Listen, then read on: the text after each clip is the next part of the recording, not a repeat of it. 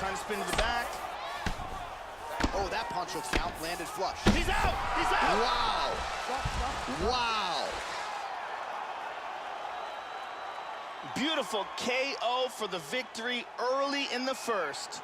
Yeah, we're just getting going, and now the fight's over, but excellent striking technique to land that shot and ultimately finish the fight here in the first. You've heard us say it before, but sometimes when you... What's going on, everybody? It's your boy Rome's chilling, and welcome back to the Chilling Zone. And as you can see, we are fresh off a victory over Frederick Hampton.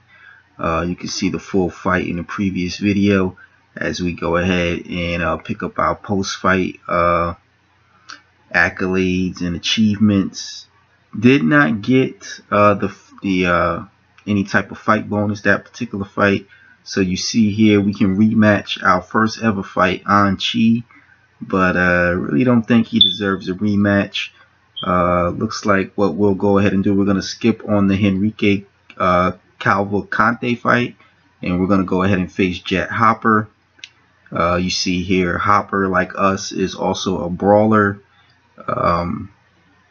Upcoming opponent tucks their chin really well, so definitely something that we want to go ahead and take into account. As you see here, we tweet out some of what we've been training for. Didn't really get any hype for the fight, as you see the low hype there, and we're gonna go ahead and jump right into this here.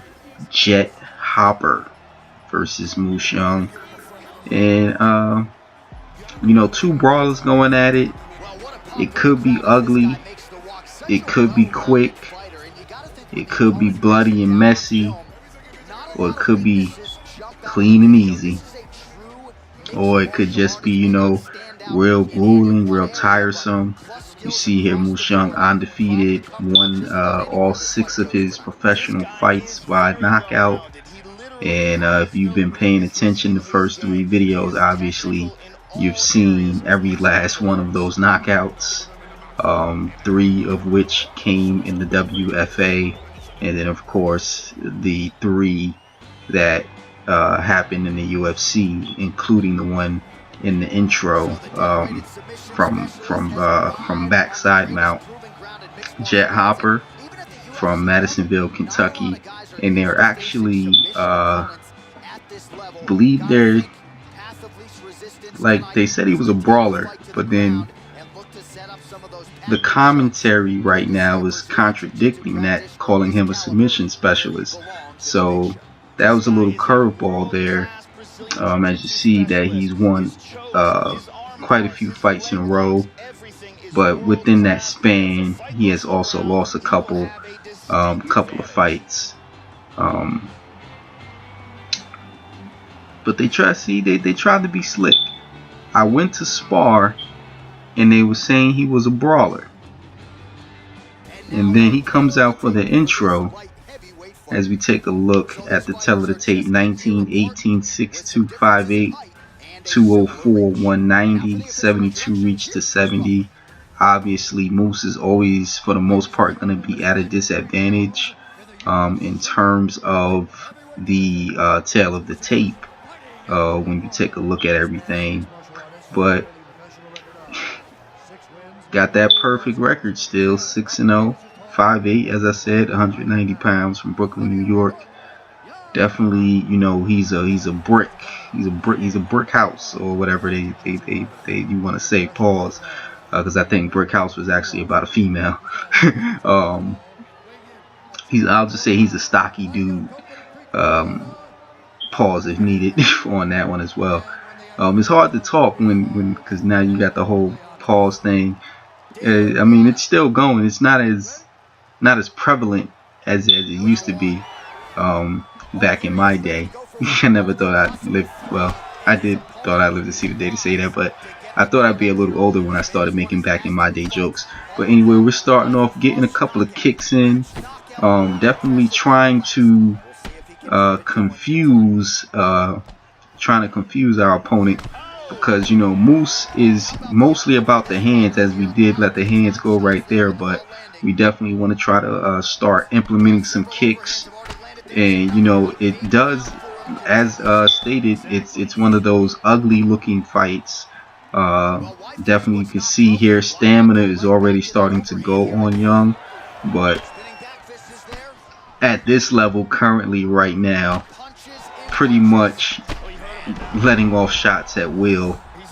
You know, anything, like everything's basically connecting, and that should get as the fight's over. That should get tougher as the difficulty increases, as well as the fight hype, as well as the level of competition. So there's a lot that goes into how difficult or how easy UFC 3 is. There's obviously that learning curve. So if you're playing on the lower difficulties, as you improve your fighter, depending on, and then like I said, depending on the level of competition that you're fighting, and then that difficulty setting that you have it on, it can become easier as you progress through. So it's kind of like you have to make that decision as to what is best for your enjoyment, in terms of if you just want to have the fun, lighthearted, I want to see how best I can knock these people out, or if you want those challenges at the more difficult levels. What I try to do is I try to keep my difficulty the same and try to go through, and I'm trying to go through the whole thing. As we take a look at the post-fight stats here, and then what I'm hoping to be able to do as we pick up our post-fight accomplishments. They still don't give us a performance of the night or anything like that, but we have made looks like 4 out of 5 fights have been won by stoppage. And look who we have here, our rival from the WFA. Hey, I'm UFC President Dana White.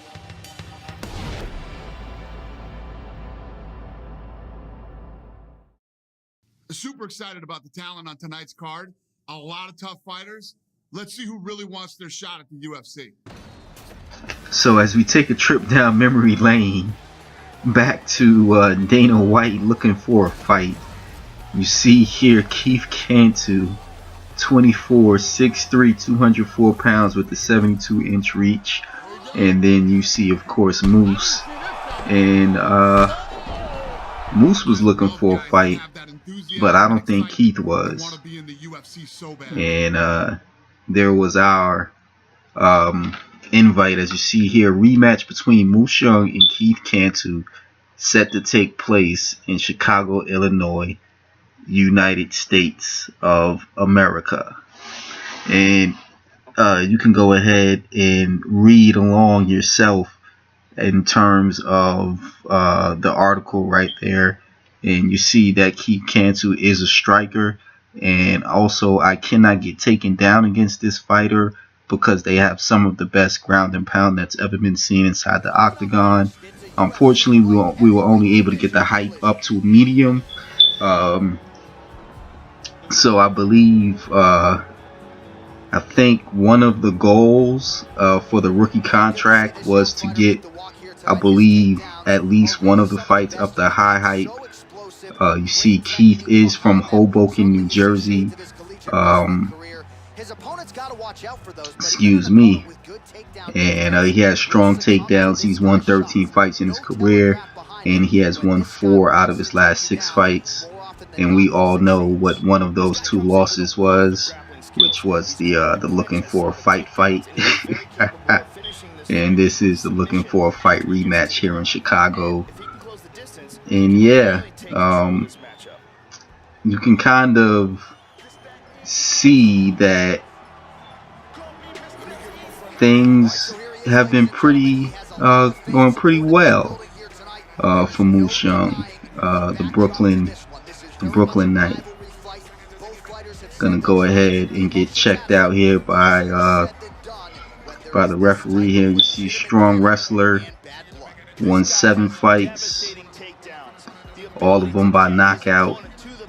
Really not much difference that you're gonna get from Moose. Pretty much everything that he tries to do is he's coming to knock your head off. Like that's point blank period. First thing foremost. So you do see it is about a year later since that WFA fight. Both fighters are a year older. The height, weight, and reach remains the same. Cantu at 25. Is he better than Cantu at 24?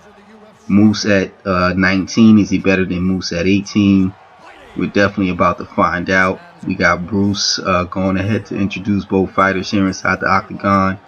13-3 is definitely not a bad record. Hoboken, he decided to go west to train out of Glendale, Arizona. Again, like I said, that's something that I would love to see. And if they're not able to implement it for this UFC, hopefully they'll be able to bring it no later than 2020 for UFC 4, to where you can pick a birthplace and also pick where you want to fight out of.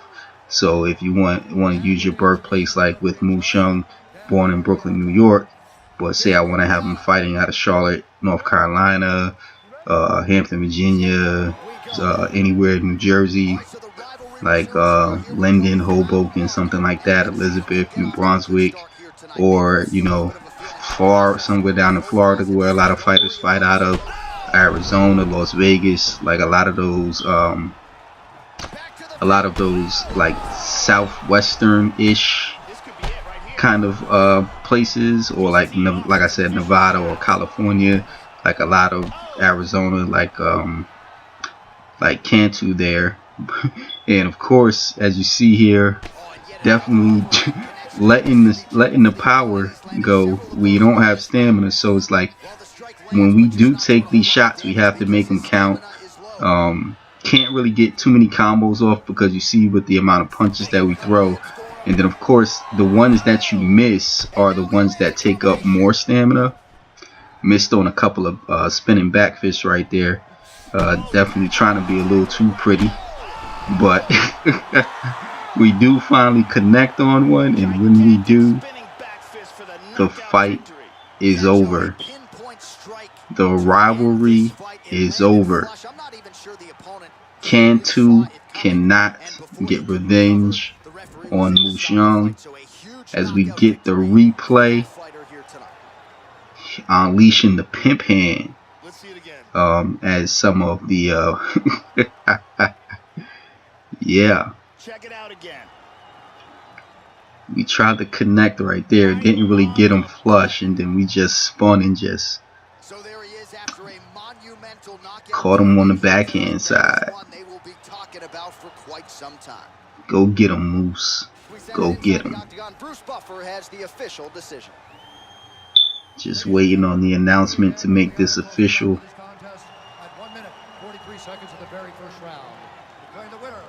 Moose Young improves to 8-0. He has fulfilled his rookie contract.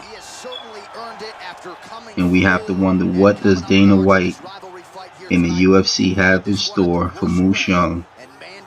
And what does Moose Young have in store for the UFC and the rest of the light heavyweight division? This is Roman's Chillin'. I'd like to thank you guys for chilling with me here today in the Chillin' Zone.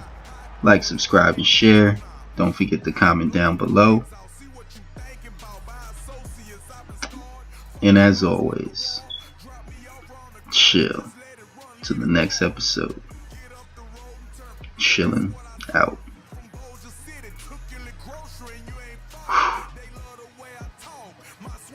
Moose, man, the guy's tough.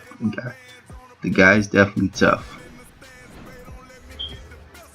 Let's see, are we finally gonna get, and we still don't get a performance bonus. We missed out on the high hype, as I said, but we did win all of our fights by stoppage, and we did defeat our rookie rivalry. End of story. Young ends Cantu rivalry with a spectacular knockout. And like I said, Chillin' is out of here. Chill to the next episode, everybody. Moose.